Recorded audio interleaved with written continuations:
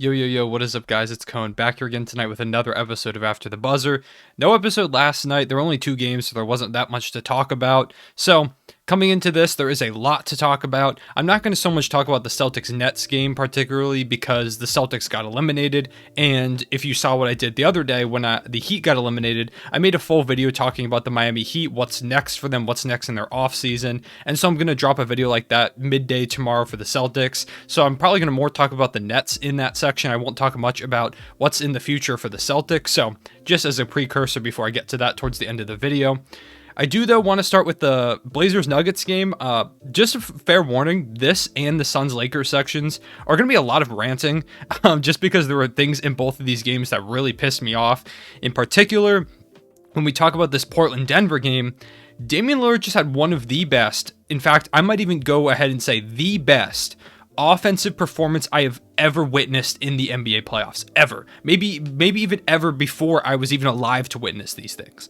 He had 55 points on super efficient shooting, broke the NBA playoff record for three-pointers made in a game. He had 12 threes in a playoff game.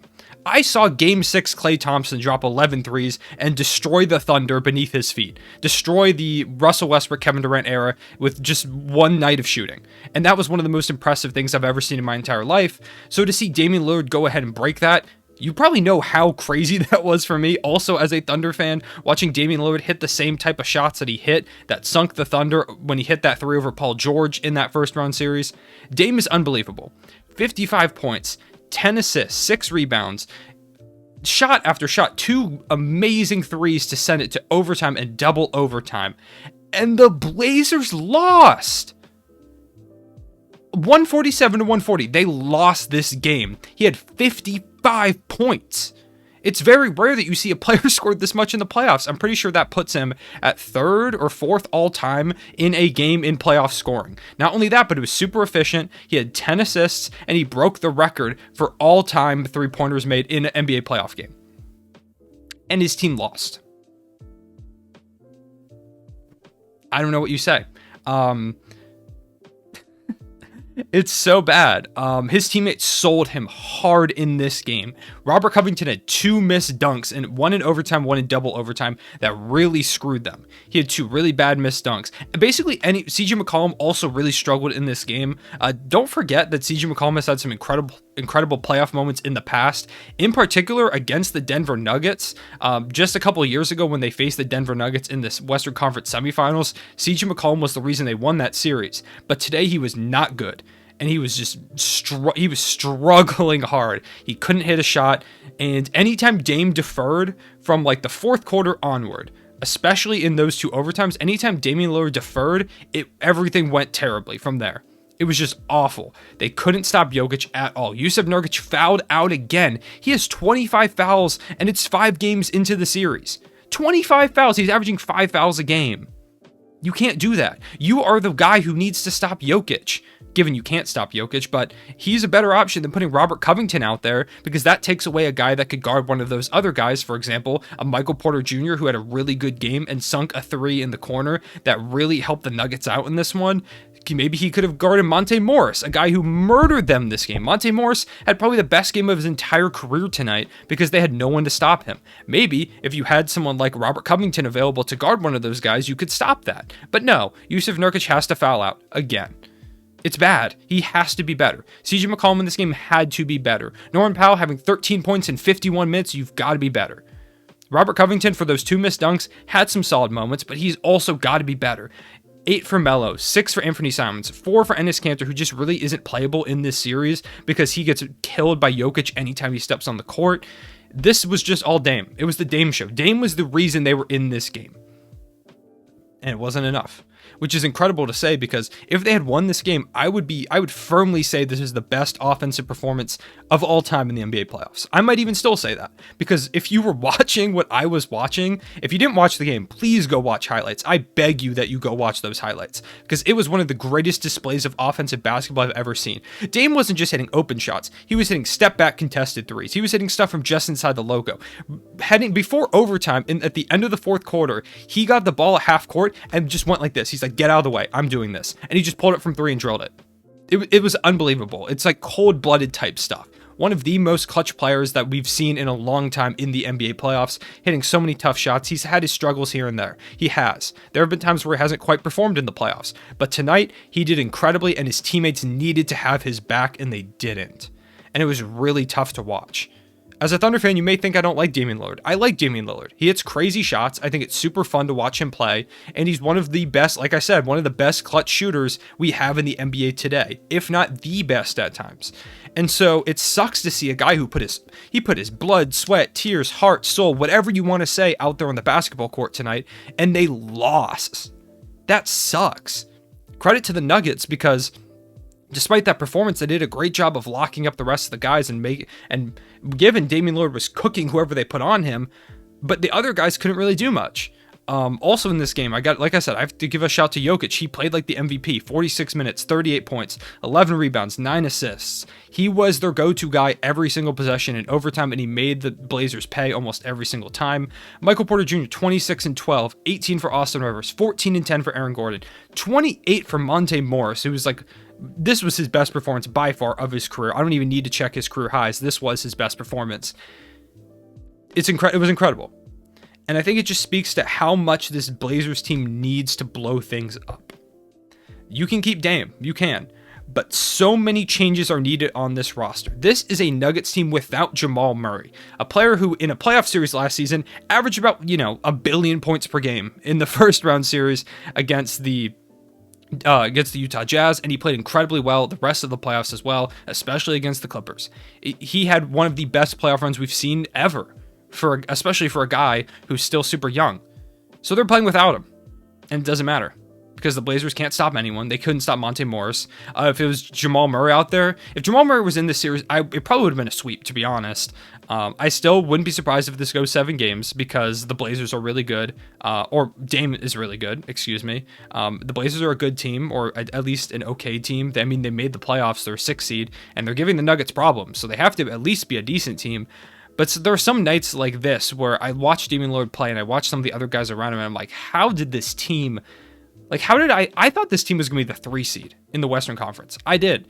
And I'm willing to admit that was a huge mistake, because this is not a 3 seed worthy team. It's just not. They've got so many holes on this roster. They need better bench production. They need someone that can play defense. For all of Dame's great offensive plays, he really struggled defensively at times in this game, especially getting around some screens.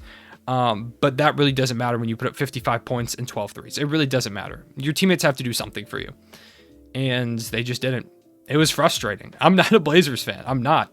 So I can't even imagine how Blazers fans feel after this game. I have a friend who's a Nuggets fan who was like, honestly, I don't even care if we lose this game, because the way the Dame's playing, we honestly might deserve to lose. I believe those were like kind of his exact words, or he said something along the lines of those. Shout out to Ben. Big Gallinari fan, so that's cool. But yeah, I really don't even know what else to say about this. Is this on Terry Stotts? Is this on the supporting cast? Is it probably on both?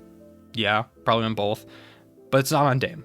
And for having probably the greatest offensive performance we've ever seen in a playoff game, he deserved better.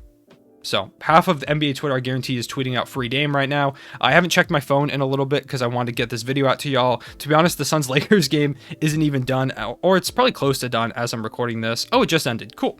That was a 30-point game. We'll get to that in a second. But I haven't checked Twitter since the game has really ended, the Blazers-Nuggets game. So timeline probably all full of free Dame stuff right now, but I tweeted out that I couldn't believe that they lost this game, and I still can't. I don't know if it's ever going to set in that they lost this game, because that's embarrassing. The supporting cast should be embarrassed. Terry Stotts should be embarrassed. Dame's the only guy who should hold his head high here after this game. Suns-Lakers, let's move on. Well, first of all, Blazers-Nuggets, Game 6. Now that the Nuggets have a 3-2 lead, I think they're going to end up winning this series. I did pick them in 7 games, and I think that's kind of the way it's moving. I wouldn't be shocked if the Nuggets ended this in 6, but I do think it is going to go to a 7-game series, and I think that'll be a great game. Jokic and Dame going at each other, it'd be incredible. It'd be a classic. Speaking of games that I thought were going to be classics, Lakers-Suns. I tweeted out earlier today that I thought Lakers-Suns Game 5 was going to be a classic. And that tweet now has over 1,000 likes, which is cool. But the reason it has over 1,000 likes is because before the game, it had around like 300, 500 or whatever. And then everyone started finding it when the Suns went up 30. Before halftime, or at halftime, they were up 30. And now everyone's clowning me in my Twitter comments, which is cool. You know, I'm okay with being wrong. It's fun to poke fun at yourself. I just tweet out right before recording this video that I was like Avery Bradley, that one game where he had 0 points and 0 stats in 30 minutes, which is cool. This was not a classic unless you're a Suns fan. If you're a Suns fan, it probably is a classic because you're now one game away from knocking off the defending champion Los Angeles Lakers. And like I said, this section of the video is probably also going to be kind of a rant. But first, I'm going to give praise to the Suns. Devin Booker, 30 points. He continues to prove everyone wrong that said he was an empty stats guy, which I love. If you don't know, Devin Booker is one of my favorite players in the league. He's been one of my favorite players for a little bit now. And so it's really cool to see one of your favorite players step up and destroy any narrative that people have about him. So shout out to Booker. Not a great game from DeAndre Ayton, only 8, 7, and 2, but given he really wasn't needed that much because this game was pretty much over in the second quarter. 13 from Bridges, only 9 from Jay Crowder, 9 from Chris Paul, who did end up getting hurt. I didn't see any news about that come out. Hopefully he's okay. Looked like his shoulder was bugging him again. He looked like he was in a lot of pain. I'm hoping he's at least all right or I just hope he's all right soon. I hope he comes back for this series, and if not back for this series, hopefully he comes back at some point in the playoffs, assuming they do win this series. 16 for Cameron Payne, Thunder legend. Shout out to him. I tweeted out earlier, I really thought he was going to be a stud when we drafted him. If you didn't know, the Thunder drafted him in 2015, and then we traded him to the Bulls. He kind of bounced around. He was out of the league for a little bit, and now producing really, really well on this Suns team. He's been great. He's been like their 4th, 5th best player in these playoffs, which is awesome to say for a guy, Cameron Payne, who originally was just known as Russell Westbrook's handshake partner. So this is cool for him. I'm really happy for Cameron Payne in this situation. 11 for Cam Johnson. We even got like Darius Arch minutes, 5, 2, and 1 for him. Cool for him, who hasn't been playing much. Jalen Smith got his first playoff points. He had 3 and 2 in 4 minutes. Awesome for him. I didn't watch the last quarter of this game because I was tuning into Denver, Portland with like all my attention, so I don't really know exactly what happened there. But I do know in the third quarter, LeBron James absolutely heated up, and it didn't even matter because the rest of his team was awful. LeBron hit 5 threes in the third quarter, and he cut the deficit to about 30 points. He had 24, 5, 7. I think he was 9 of 19 shooting, 32 minutes. He hit a bunch of threes. LeBron was the only one who could do absolutely anything. This was an awful, god-awful performance from the rest of the Lakers tonight. Thunder legend, Dennis Schroeder, 0 points, 4 rebounds, 1 assist, 26 minutes. He's supposed to be their third guy. Contavious Caldwell-Pope, a guy that I thought was going to be huge in this game. 0 points in 15 minutes. Andre Drummond, 7 points, 13 rebounds. He honestly was probably their third best player tonight. 4 points from Markieff Morris. Kyle Kuzma was their second best player. He was actually efficient, and he had some decent plays to start off the game. 15 points, 1 rebound. 5 for Wesley Matthews, 5 for Alex Caruso on horrible efficiency, 11 and 11 rebounds for Talen Horton-Tucker. I didn't even notice he did that, to be honest, so that was kind of quiet. You want to know how bad this game was? Jared Dudley played. I love Jared Dudley, but Jared Dudley hasn't played all season, and this was a playoff game. That's how much of a blowout it became at the end of the game.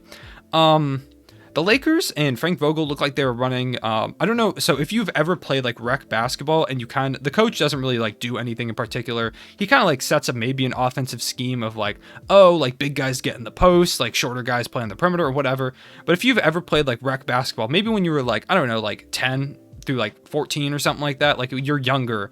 If you ever played rec basketball, your coach was probably running the same offense Frank Vogel was tonight, where you have that one kid who had like hit a growth spurt like way earlier than the rest of your team. He's like 6 foot and you're all like 12, and he basically says, all right, you whatever the dude's name is, let's go with John. He goes, hey John, you go ahead and you put up however many shots you want, you do whatever you're gonna do, and the rest of the guys, you kind of just stand on the 3-point line and let him do what he wants to do, and you can take a couple shots here and there. That was their plan tonight. LeBron was John, I guess you could say, and the rest of the Lakers were you and your other 12-year-old teammates who are all like 5'5" and can't do anything. It was awful. The Suns' game plan to stop LeBron, and he still had a decent game. And he probably would have had a way better game if any of the Lakers did anything. The whole game plan of the Suns was basically, as soon as LeBron came down the court, they set up a wall of guys. They were hedging off, they were double teaming when he got it, and so he had to kick the ball to someone else. But the Lakers, for some reason, looked super afraid to pull the trigger. Like if they missed, they were like a bomb would go off or something like that. Like they looked scared to pull the trigger sometimes. They had some good shots and they didn't take them. And then when they did take good shots, they just bricked the hell out of them, so maybe it didn't even matter. The Suns, the only guy they were trying to stop was LeBron, and he had a decent game. It was just none of the other Lakers could do absolutely anything. There was no offensive game plan. Without Anthony Davis, there's just no game plan. Frank Vogel has done a great job making this a good defensive team, given they didn't have a good defensive game tonight. But overall, over the course of this season, they've been a good defensive team. But especially when Anthony Davis isn't healthy, their offense looks like nothing works, nothing at all. Because LeBron can get them open shots, but if they don't hit him, it doesn't matter. LeBron probably could have had like 25 assists tonight or something crazy like that, with how many great looks he was getting his teammates. And none of it mattered. No one could connect on anything. None of the threes went down. Given LeBron didn't have a great first half himself, I don't want to act like he had this incredible game or anything like that. His first half wasn't very good, but no one hit anything else, so it didn't even matter. LeBron could have put up 70 in this game, and they probably still would have lost. That's just the way it goes, I guess. The Lakers need Anthony Davis back. If Anthony Davis doesn't come back for Game 6, this is over in 6. And honestly, maybe that's not the worst thing for the Lakers, because they could probably use some rest if they want to try and come back for next season and go back for a title. But this roster needs major reconstruction. I personally have picked them to win the championship, and it's just if Anthony Davis or LeBron aren't in the lineup, the team's just dead. Maybe they should have made that trade for a third star. Maybe they should have thrown in like a Dennis Schroeder, like a Talen Horton-Tucker for like a Kyle Lowry or something like that. Maybe they should have tried to make something like that happen. I know they did, but if I recall correctly, they refused to include Talen Horton-Tucker in that, and that looks like a glaring mistake if that is true. But you got to go out and get a third guy, I think. You have to, because with like Brooklyn getting better, Philly getting better, Milwaukee getting better, the Suns now showing up, the Jazz are playing great, the Clippers exist. You got to keep getting better with these teams.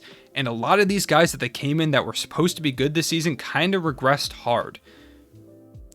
I don't know what's next for the Lakers. We're going to have to see what happens in this series.